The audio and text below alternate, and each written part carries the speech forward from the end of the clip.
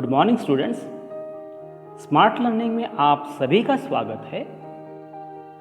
दोस्तों, हम अध्याय 6 संचार माध्यमों को समझना, यह उसका दूसरा भाग देख रहे हैं। इसके पहले के अध्याय में हमने संचार माध्यमों का अर्थ समझने की कोशिश की है। संचार माध्यम और धन, संचार माध्यम और लोकतंत्र का सह संबंध समझने की कोशिश की है। इस अध्याय में और यह उसका दूसरा भाग है और यहाँ हम पढ़ने जा रहे हैं संतुलित रिपोर्ट, सेंसरशिप।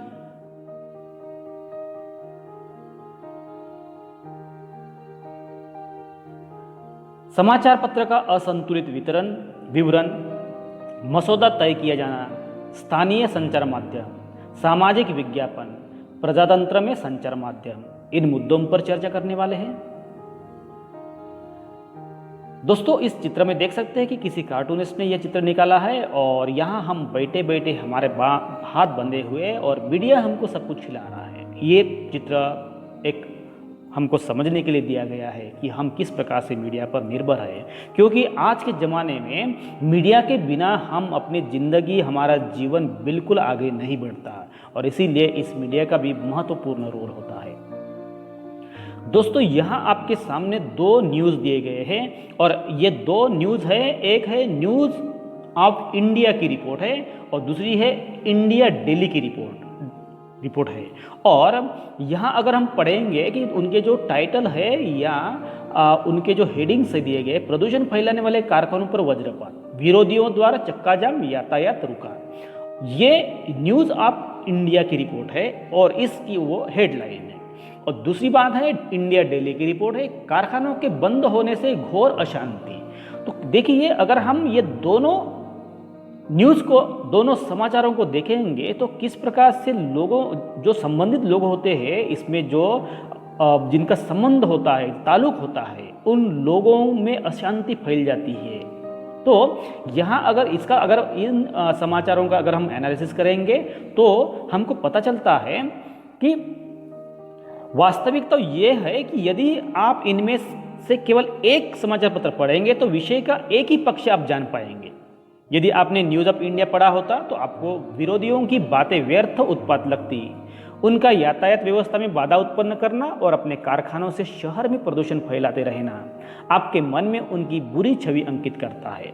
और अगर दूसरी बात करेंगे हम यहाँ, और यदि आपने इंडिया डेली पढ़ा होता तो आप जानते कि कारखाने बंद होने पर बहुत से लोग अपनी रोजी रोटी खो देंगे क्योंकि पुनर्स्थापन के प्रयास अपर्याप्त है।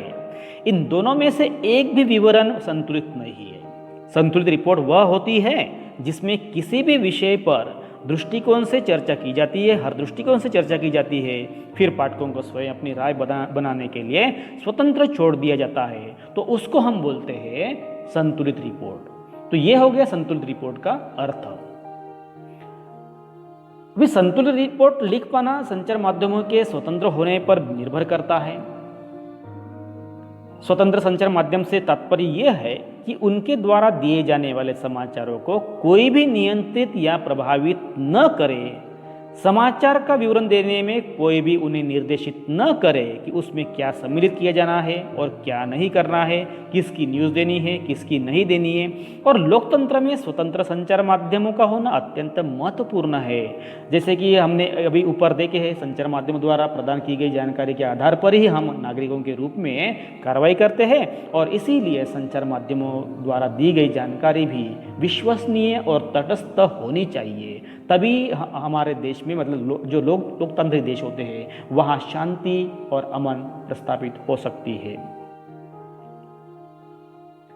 जब सरकार समाचार के किसी अंश, फिल्म के किसी दृश्य या गीत की किसी अभिव्यक्ति को जन समुदाय तक पहुंचाने से प्रतिबंधित करती है तो इसे हम सेंसरशिप कहते हैं। तो ये सेंसरशिप है, ठीक है। आपने देखे होंगे कि कोई अगर आप फिल्म देखते हैं तो फिल्म से शुरुआत में ही आपको सेंसर बोर्ड, केंद्रीय जो बोर्ड होता है, फिल्म इंडस्ट्री में ऐसे सेंसर बोर्ड होते हैं, ठीक है। इन बोर्ड द्वारा एक प्रमाणित मतलब एक सर्टिफिकेशन उनको मिलती है। कोई भी फिल्म रिलीज होने से पहले उनको उस सेंसर बोर्ड से परमिशन मांगनी पड़ती है, उनसे अप्रूवल लेना पड़ता है। जब उनसे वो सर्टिफिकेट मिलती है तो शुरू से अपने को फिल्म के शुरू से में अपने को वो सर्टिफिकेट दिखाते हैं।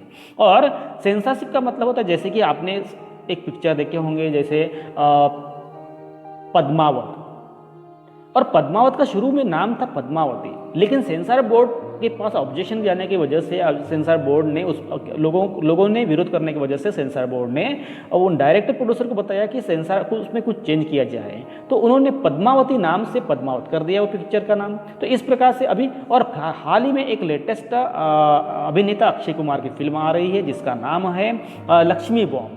लेकिन अभी आपको मालूम है कि जैसे लक्ष्मी जो होती है वो हिंदू धर्म के लिए सब पवित्र देवी देवता होती है, देवी देवताओं के नाम होते हैं। और अगर उन्हीं के नाम से अगर फिल्म में इस प्रकार से अगर उनका नाम लेते जाएंगे, दुरुपयोग किए जाएंगे, तो जो संबंधित जो धर्म होता है, हिंदू धर्मों की भावनाओं को ठेस पहुंच सकती है। इस प्रकार से ऑब्जेक्शन उठाए जाते हैं और इसीलिए सरकार या सेंसर बोर्ड जो होते हैं वो उनको इस प्रकार से घटनाएं, इस प्रकार से चित्र या दृश्य न दिखाने का सुझाव देते हैं। तो वो फिल्म और प्रोड्यूसर वो सीन दृश्य को काट लेते हैं, उसको बोलते हैं सेंसरशिप, सेंसर करना या उसको काटना। तो सेंसर का मतलब ये होता है कि सेंसर मतलब उसको काटना या उसको कम करना, ठीक है। लेकिन भारत के इतिहास में अगर देखेंगे तो ऐसे समय भी आ गए थे जब सरकार ने संचार माध्यमों के ऊपर सेंसर लगाया था। जैसे कि हम देखते हैं कि जब स्वर्गीय इंदिरा गांधी भारत के प्रधानमंत्री थे, उस वक्त मतलब 1975 से लेकर 77 तक उन्होंने भारत में आपातकालीन घोषणा की थी, मतलब इमरजेंसी लगाई थी। और इस आपातकाल का मतलब था कि संचार माध्यमों पर प्रतिबंध लगाया गया था। जो लोग सरकार के खिलाफ बोलते थे, जो सरकार की आलोचना करते थे, उनको भी जेल में डाल दिया गया था।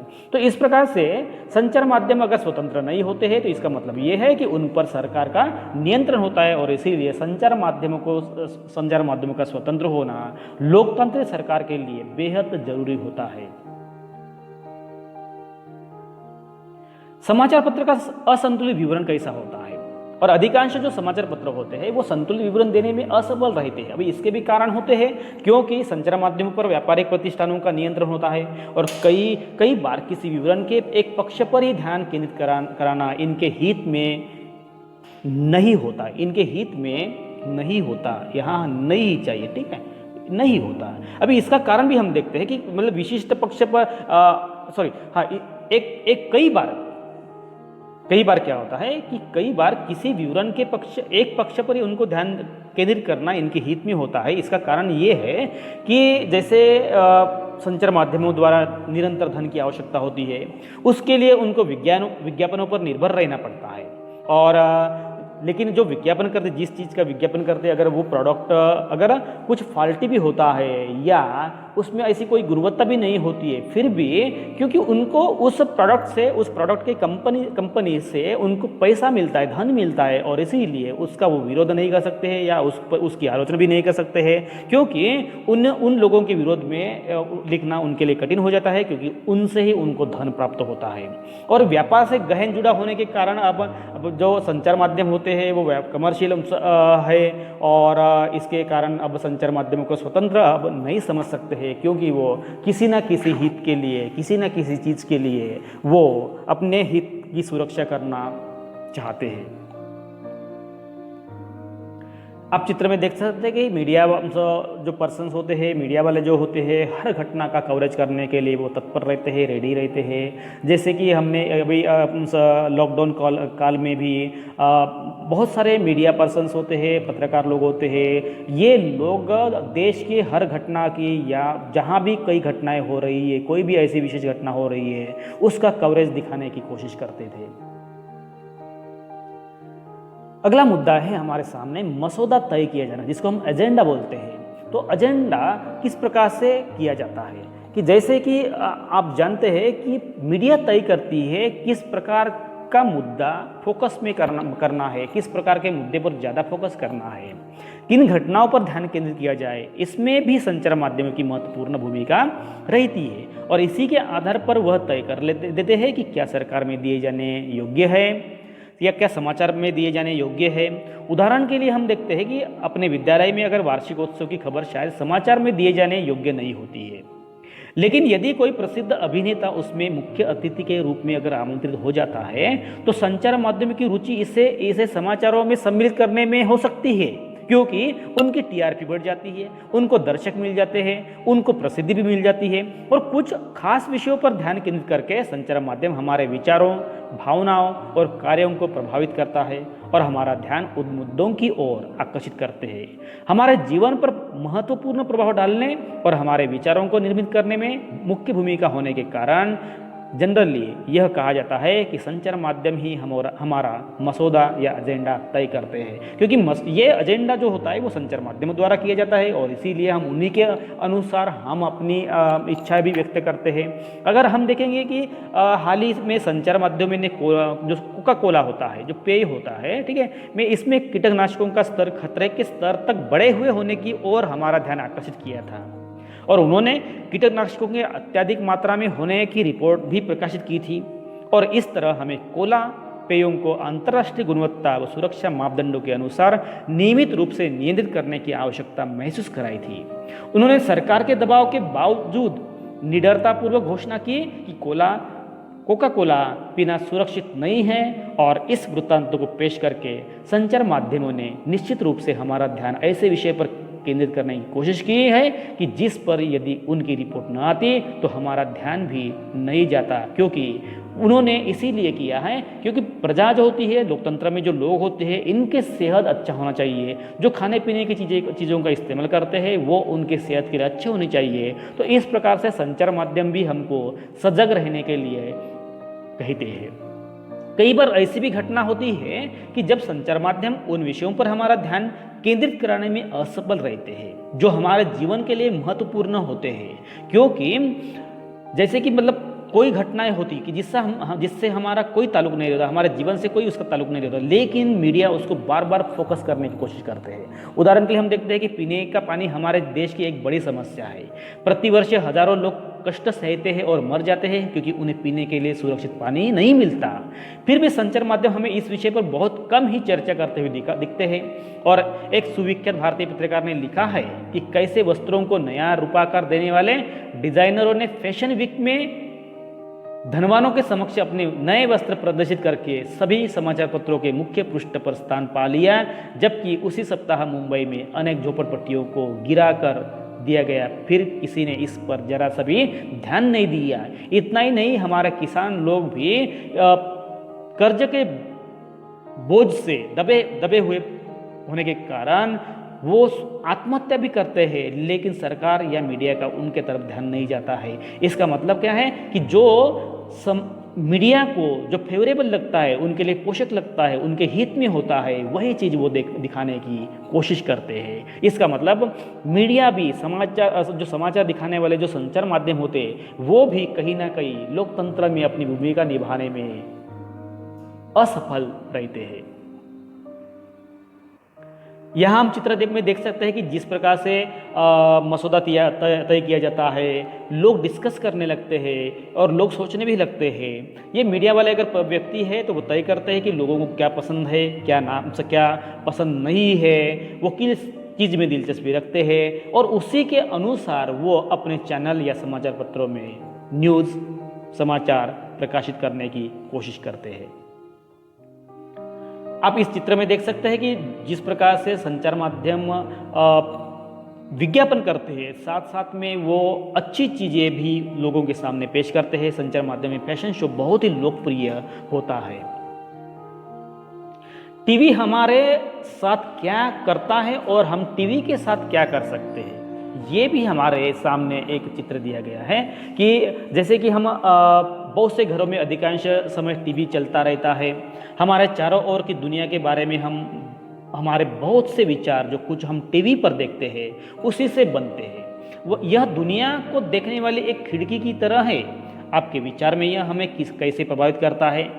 टीवी में अनेक प्रकार के कार्यक्रम हैं, जैसे कि सास भी कभी बहू थी जैसे पारिवारिक धारावाहिक, खेल कार्यक्रम जैसे कौन बनेगा करोड़पति, वास्तविक जीवन को दर्शाने वाले कार्यक्रम जैसे बिग बॉस, समाचार, खेल और कार्टून जैसे कार्यक्रम हमको दिखाए जाते हैं।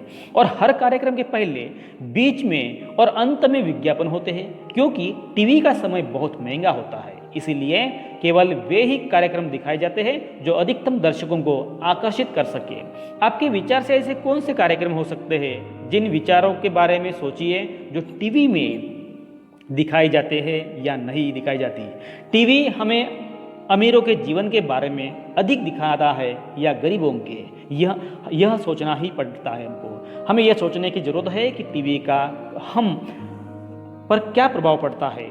यह दुनिया के बारे में हमारे दृष्टिकोण, हमारे विश्वासों, हमारे रूप और मूल्यों को कैसे बनाता है। हमें यह समझने की जरूरत है कि यह हमारे संसार का अधूरा दृश्य ही दिखाता है। अपनी पसंद के कार्यक्रमों का आनंद लेते हुए भी हमें यह नहीं भूलना चाहिए कि टीवी के पर्दे से हटकर भी एक उत्सुकता भरा बड़ा संसार है। दुनिया में ऐसा बहुत कुछ हो रहा है जिसकी ओर टीवी ध्यान नहीं देता है। फिल्म स्टारों, सुप्रसिद्ध व्यक्तियों और धनाढ्य जीवन शैलियों से परे भी ऐसा संसार है जहां हम सबको पहुंचना चाहिए और विभिन्न प्रकार से अपनी प्रतिक्रिया व्यक्त करनी चाहिए। हमें ऐसा सजग दर्शक बनना चाहिए जो कार्यक्रम का आनंद भी ले और देखे गए और सुने गए प्रसंगों पर प्रश्न भी उठाए, तो ही हम सजग नागरिक कह सकते हैं।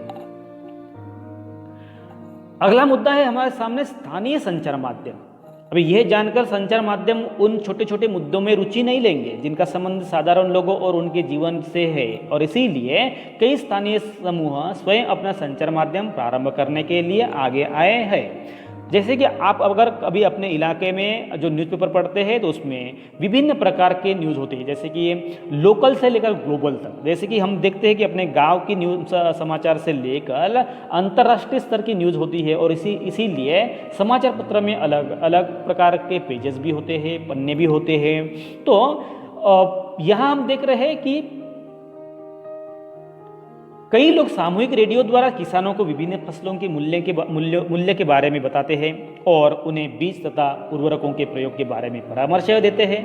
कुछ अन्य लोग काफ़ी सस्ते और आसानी से मिल जाने वाले वीडियो कैमरे इस्तेमाल करके विभिन्न निर्धन समाजों के वास्तविक जीवन की स्थितियों पर डॉक्यूमेंट्री फिल्म बनाते हैं, और कभी कभी तो इन गरीबों लोगों को ही फिल्म बनाने के लिए कैमरे की और तकनीक ज्ञान का प्रशिक्षण भी देते हैं। दूसरा उदाहरण है खबर लहरिया। आप देख रहे हैं इस चित्र में खबर लहरिया नामक समाचार पत्र का है, जो उत्तर प्रदेश के चित्रकूट जिले की 8 दलित महिलाओं द्वारा 15 दिन में निकाला जाता है।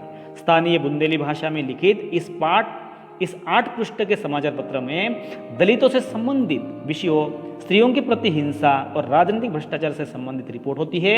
इस समाचार पत्र के पाठक है किसान, दुकानदार, पंचायत के सदस्य, स्कूल के शिक्षक और वे महिलाएं जिन्होंने अभी हाल ही में पढ़ना लिखना सीखा है।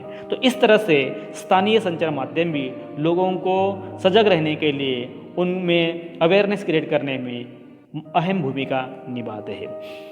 दूसरा मुद्दा है सामाजिक विज्ञापन किसे कहेंगे, क्योंकि सामाजिक विज्ञापन ऐसा होता है कि लोगों को सतर्क करने के लिए, लोगों को शिक्षा देने के लिए वो लिया जाता है, और जनरली यह सामाजिक विज्ञापन बड़ी बड़ी संस्थाएं होती है या सरकार होते हैं, इनके द्वारा चलाए जाते हैं। और सरकार व निजी संस्था ऐसे विज्ञापन भी बनाते हैं जिसमें समाज में किसी बड़े संदेश का प्रसारण हो सके, और ये सामाजिक विज्ञापन कहलाते हैं। यहाँ जैसे कि इस चित्र में आप देख सकते हैं कि यहाँ असुरक्षित रेलवे क्रॉसिंग को पार करने से संबंधित सामाजिक विज्ञापन प्रस्तुत किया जा रहा है, क्योंकि बहुत सारे लोगों को मालूम ही नहीं होता है कि रेलवे ट्रैक को पार करते समय बहुत बड़ी सावधानी बरतनी पड़ती है, क्योंकि रेलवे गुजरती है तो वो बहुत ही गति से आती है जो हम कल्पना नहीं कर सकते, और बहुत सारे हादसे होते हैं। और इसीलिए लोगों को सतर्क करने के लिए अलग अलग संस्थाएं, निजी संस्थाएं या सरकार यह सामाजिक विज्ञान लोगों के सामने पेश करते हैं और लोगों को जागरूक करने का प्रयास करते हैं। हम यहाँ देख रहे हैं कि बड़े व्यापारिक जो प्रतिष्ठान होते हैं वो किस प्रकार से अपने अपने विज्ञापन देते हैं। जैसे कि कुछ रेडियो, टीवी, समाचार के मालिक हैं और ये अपने उत्पादों का विज्ञापन देते हैं। कहाँ? टीवी पर देते हैं, न्यूज़पेपर पर देते हैं, इंटरनेट पर देते हैं, ठीक है। और इस विज्ञापनों से उत्पादों को बढ़ावा मिलता है, और लोग संचार माध्यम में जो विज्ञापन दिखाए जाते हैं, उत्पादक उत्पादन खरीदी करते हैं तो पैसा वापिस उन्हीं व्यापारी प्रतिष्ठानों को जाता है। तो इस प्रकार से पाठक जो दर्शक और आम लोग जो होते हैं, श्रोता होते हैं, इनका पैसा अमीर लोगों को ही प्राप्त होता है। अगला मुद्दा है हमारे सामने, प्रजातंत्र में संचार माध्यम क्या भूमिका निभा सकते हैं, कि ये हमने इसके पहले भी देख चुके हैं, फिर भी हम उसको ओवरलुक कर रहे हैं। प्रजातंत्र के नागरिक के रूप में हमारे जीवन में संचार माध्यम बहुत ही महत्वपूर्ण भूमिका अदा करते हैं, क्योंकि पहली बात है कि हम सरकार के कामों से संबंधित विषयों के बारे में सुनते हैं, सरकार क्या कदम उठा रही है, सरकार क्या निर्णय ले रही है, सरकार किस तरीके से काम कर रही है, ये हम सब जान सकते हैं प्रजातंत्र में संचार माध्यम से ही ये संभव हो सकता है। दूसरी बात है कि संचार माध्यम जो होते हैं वो निश्चित करते हैं कि किन बातों पर ध्यान केंद्रित किया जाए। जैसे कि हमने इसके पहले देखे थे कि जो महत्वपूर्ण मुद्दे होते हैं, जो ज्वलंत मुद्दे होते हैं, उन मुद्दों पर ज़्यादा फोकस किया जाता है और इस तरह से वो हमारे जीवन का एजेंडा तैयार करते हैं और इसी तरह से हमने सोचना शुरू कर देते हैं। और इस प्रकार से जब प्रजातंत्र में संचार माध्यम इस प्रकार से भूमिका निभाना शुरू कर देती है तो नागरिकों में सजगता निर्माण होती है और वो अपने अधिकार, अपने कर्तव्यों के बारे में भी जागरूक हो जाते हैं। दोस्तों, इस प्रकार से हमने संचार माध्यम को समझना, इस अध्याय को समझने की कोशिश की है और इसी के साथ हम रुकते हैं।